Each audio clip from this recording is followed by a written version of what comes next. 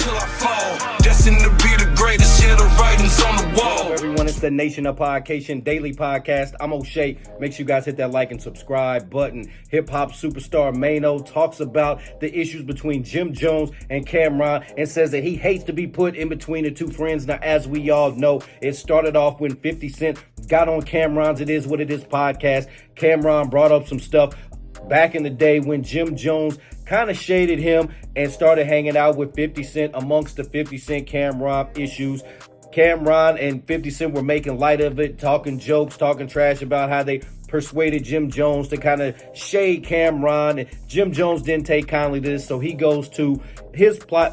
So Jim Jones goes to a platform and he starts airing out his business, saying he wasn't about to let Camron mess up the bag. He was trying to set up the Dipset G-Unit tour, and it is what it is. He was trying to get the money first. He wasn't going to let Camron's antics mess up a $200,000, $300,000 per show kind of deal that he was trying to work on. Now, on the flip side, Camron responded and started saying him and Jim Jones really wasn't friends. They kind of just used Jim Jones because Jim Jones' grandma had passed and he had a place for them to hang out at. They taught him how to rap.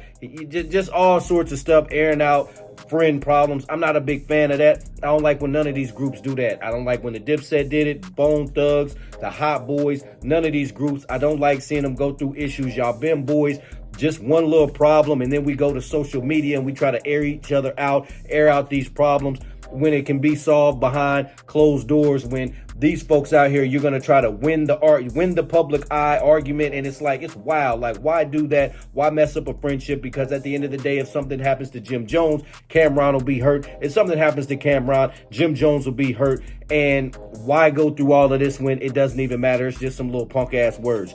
Anyway, let's take a look at this clip from Maino as he talks about how he doesn't want to be put in the middle of it. He hopes these two can squash their issues, and he doesn't like at all that these two have issues right now. Let's take a look at this clip from Maino. Right. For me, it's the same thing. I don't want to see it either. You know, and so anything to do with them having, you know, some sort of negative energy towards each other, I'm not promoting that. I'm not pumping that. I'm not on that. I'm not trying to keep that going at all. So actually, you know, when it comes to doing interviews, I don't even want to continue to even have, you know, in-depth conversations about it, because I just feel like it helps to drive some of the, you know, energy in a negative way. Oh, Maino said this, so, you know, I don't even want to, you know, because I want to see them figure that out, you know, in due time. When we talking about movements, man, you got to, man, Rough Riders, Rockefeller, you know, Wu-Tang. On the underground side, in the 90s, late 90s, I would say, man, we can't take nothing from Mobb Deep. It was people at that time coming out trying to sound like them, you know. They was influential. You know, I landed, you know, March 5th, 2003.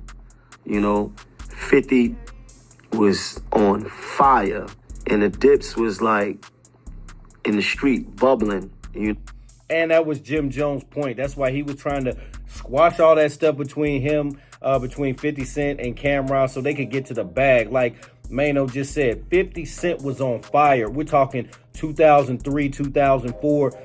50 Cent was the king of hip-hop. He was the king of New York. He was the king of hip-hop right then. Wasn't nobody hotter than 50 Cent at that time. And that's kind of what Jim Jones was working on. He was like, oh, well, we're about to get on that bandwagon, and let's try to get some of that money from them. So I can understand that. Don't even really know why Camron and 50 Cent got into it to begin with. Just egos and stuff like that. Let's tune back in.